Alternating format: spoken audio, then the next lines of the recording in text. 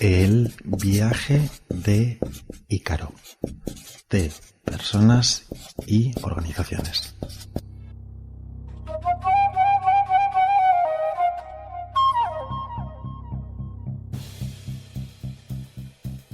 Hoy para charlar con nosotros hacemos un viaje. Según su Twitter nos dice que la acompañamos de Asturias a Indiana.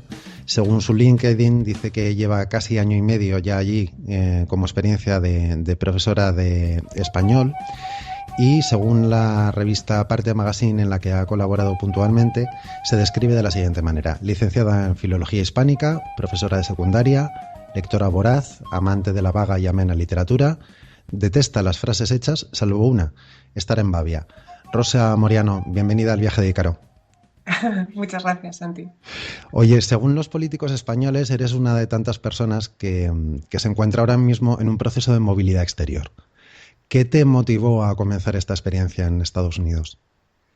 Pues no sé si yo seré en ese aspecto muy la media, digamos, es decir, por un lado, la razón primordial era una inestabilidad bastante, es decir, estaba muy inestable interina en España, pero por otro realmente tenía ganas de vivir, no de viajar ni de hacer una estancia de 2 meses, de vivir realmente en otro país cuya cultura fuera realmente muy distinta. Entonces, digamos que se conjugaron todos los factores para decir, bueno, pues este es el momento, tengo 3 años de trabajo seguro y tranquilidad, quizá las cosas calmen en España mientras tanto.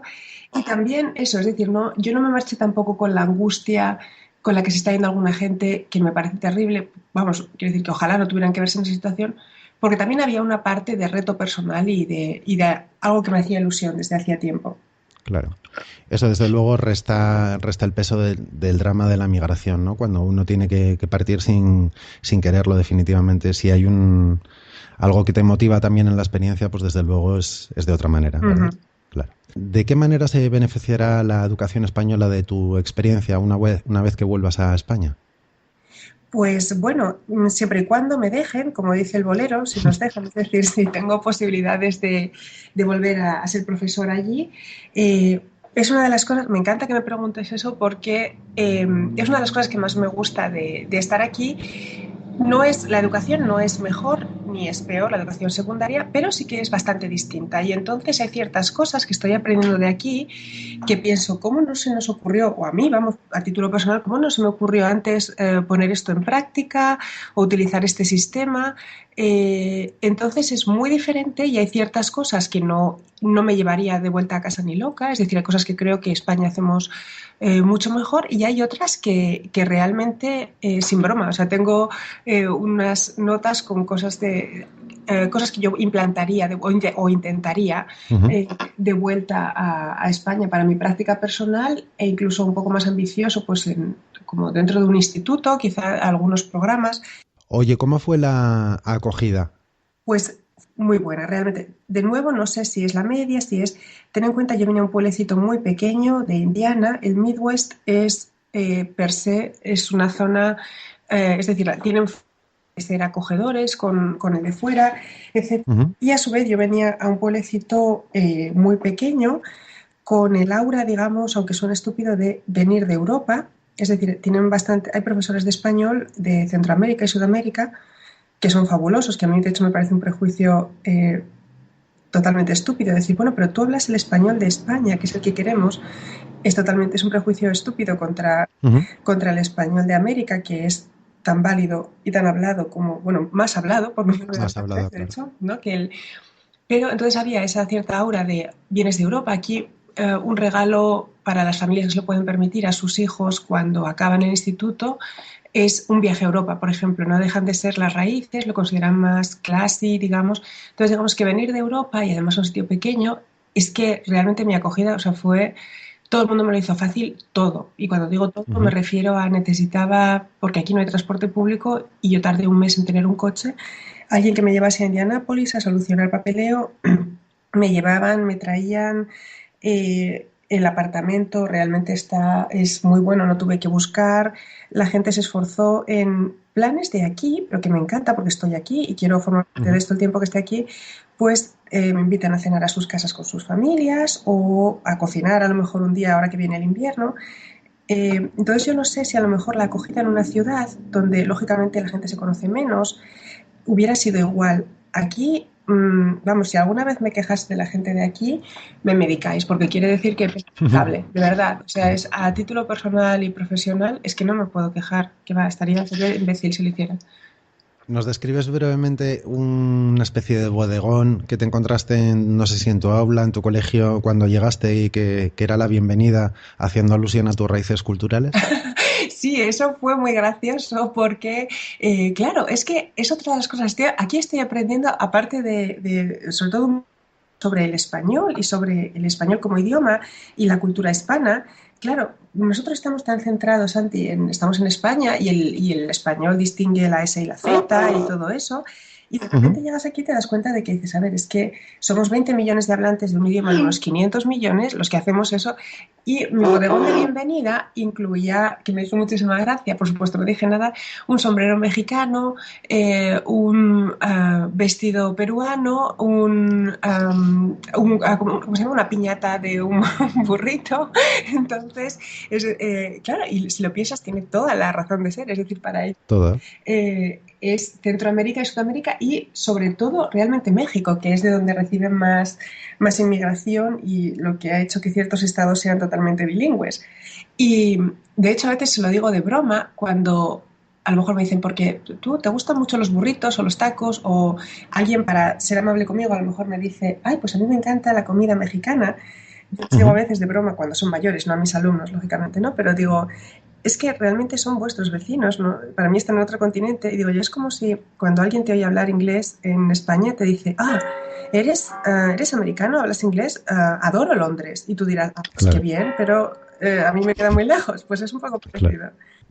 Rosa, ¿cuáles son las tres principales diferencias entre los sistemas educativos para que nos hagamos un poco una primera idea? Ujú. La primera que vería, que es una de las cosas que me gustaría importar, es en cuanto a contenidos, quizá las programaciones, hablo por mí, no sé las datos, pero bueno, sí me da un poco la sensación, van menos cargadas. Es decir, un alumno de segundo de bachillerato en España, al acabar, debe ser capaz de, no te digo citar de memoria, pero tiene más o menos una idea de historia de la filosofía, de historia Ujú. mundial, de literatura universal. Bueno, es una optativa, pero más o menos quiere decir a ciertas. Y aquí no necesariamente, es decir, aquí puedes tener un buen alumno que sea senior, que es un senior que es pues como un de segundo de bachillerato, que ha ido escogiendo, pues por la razón que sea, vamos, que a lo mejor no tiene idea ni de su propio, no sabe demasiado, yo qué sé, de la generación perdida, que es, digamos, Ujú. es una generación pues la que aglutina a Hemingway, a John Dos Passos, etcétera. Y eso al principio me sorprendió y decía, bueno, ¿esto cómo puede ser? Pero me doy cuenta de que están mucho más orientados a algo que a mí me gustaría poder implantar, que es un saber basado en las skills, como realmente lo que sepas hacer. Las habilidades. Exactamente, perdón, sí, esa es la palabra, exactamente, las habilidades. Y, por ejemplo, en una clase de idioma podría no ser en absoluto importante que no sean capaces de distinguir el pretérito del imperfecto, siempre y cuando sean capaces de, y a mí eso me gusta como profesora de idioma, en un, es decir, cuando están refiriendo una historia personal, utilizar uno y otro correctamente. Ujú. Todos mis alumnos, por ejemplo, ayer estuve, sin ir más lejos, en una obra de teatro organizada por ellos, bueno, con un director que era el profesor, pero incluso el vestuario, el atrezo, todo había sido hecho por alumnos. Somos una escuela muy pequeña, 200 alumnos, y realmente era impactante, porque es que la música también era de los chicos de la orquesta. Entonces, es decir, es un sistema en el que tú tienes que intentar que no hagan deberes en casa, no exigirles tiempo aparte, Ujú. porque todos tienen otras muchas cosas que hacen y a mí esa parte es que me parece muy buena. Es decir, yo tuve que reorganizar mis clases a no tanto contenido porque tengo que intentar que en casa no tengan que practicar, digamos, o que Claro. no tengan que estudiar o así,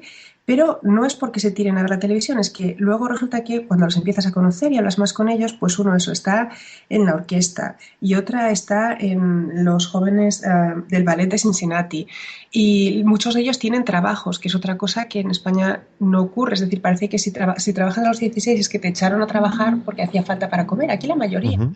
viniendo de buenas familias, echan unas horas en algo que empiezan a aprender, digamos, lo que es un horario, lo que es un jefe, lo que es atender a un cliente. ese fomento del deporte y de otras artes. Me gustaría también llevarlo a España, es decir, todos están en algo de teatro o música o el coro Ujú. o similar. Y la última cosa, la tercera, que creo que no sería posible implantarla en España porque ya llegamos tarde o no sé exactamente, pero eh, por lo menos en mi escuela, no sé si es en general, hay muchísima menos burocracia y muchísima menos injerencia de eh, lo que debes enseñar, lo que no debes. Es decir, en general, mientras tú hagas bien tu trabajo y tus alumnos, hay unos test anuales, que son, esos test anuales son externos, no los haces tú. Ujú. Mientras el resultado de tus alumnos en esos test sea mejor que aceptable, bueno, digamos, porque de esos test dependen ciertas asignaciones económicas al distrito, etcétera, y no haya, digamos, quejas de decir, pues no lo sé, no sé qué tipo de quejas puede haber, pero quiero decir, mientras tú hagas tu trabajo bien, Ujú. no hay tanta injerencia como en España de tanta programación, tanto papeleo. De forma que orienta al profesor directamente a los resultados de ese test, por lo que es por lo que se les va a medir, y se le permite al profesor llegar a ellos pues de la mejor manera en función del grupo, de los niños que tenga, etcétera, etcétera, supongo. Exactamente, tú te organizas con eso y a mí eso me gusta porque en principio no me gustaba la idea de formar pensando en un TESME porque no es, no lo sé, es como en nuestros tiempos esos profesores que te formaban para selectividad Ujú. y decías, bueno, pero no me voy a morir después de selectividad, necesitaré saber otras cosas. Entonces, no es solamente, no te focalizas solamente en eso, pero sí que es cierto que el no tener que rellenar tanto papel, tanta explicación, tanta, no lo sé, me da la sensación, es como si hubiera algo más de confianza, no confianza, es que tampoco quiero decir eso que parezca que estoy ofendiendo a cómo se hace en España. Creo que simplemente en España llegamos a esa situación a costa de primero una ley orgánica que cambia cada poco y Ujú. luego dentro de eso un decreto que regula lo que ocurre en cada comunidad y luego dentro de eso cada centro tiene sus propios documentos que son leyes, digamos. Entonces, y al final cuando te vas a dar cuenta de tu trabajo de profesor dices, bueno, es que todo el tiempo que yo he pasado rellenando papelinos y enterándome de la nomenclatura que utiliza ahora esta nueva ley, que es distinta a la de la anterior ley, no sé si me... Perfectamente. Al respecto dice José Antonio Marina, filósofo al que siempre creo que hay que escuchar, que cambiar a los equipos directivos de los centros es la forma más eficiente de cambiar el sistema. Eh, ¿Puede tener algo que ver con esto que nos estás diciendo? Sí, sin embargo, a mí, si pienso en abstracto, es decir, está claro que hay ciertas cosas que debemos cambiar en España, pienso, vamos, bastante, pero si pienso en abstracto, el sistema que tenemos ahora mismo, por lo menos en Asturias, porque como las competencias están transferidas, yo no sé si Ujú. esto funciona igual en todo, pero en Asturias cada 2 años se vota un equipo directivo, es decir, una persona se postula a sí mismo como director, forma un equipo, dice, bueno, pues mi jefe de estudios sería fulanita, mi asistente, es decir, el segundo o como sea, tal sería, y los profesores votan. Entonces, digamos que como sistema, Ujú. en principio dices tú, es bueno porque crea un equilibrio entre ese director va a intentar, digamos, dar gusto, por así decir, a la consejería, con recortes, con lo que sea, y a la vez al profesorado, porque podrían no votarle 2 años más tarde. Ujú. Entonces, en principio, pero no sé, está claro que no en todas partes funciona. Sí, sin duda, en algunos sitios yo cogería el equipo directivo, lo cambiaría totalmente y pienso que eso traería cambios positivos, pero no sé si es pienso que es un tema también de mentalidad. Mira, aquí es puro Midwest. Ujú. Eso quiere decir que es una de las zonas más liberales en lo económico que existen y sin embargo en la educación son más protectores que, vamos, que muchos gobiernos socialistas o que se dicen socialistas. Es Ujú. decir, los institutos públicos reciben bastante asignación.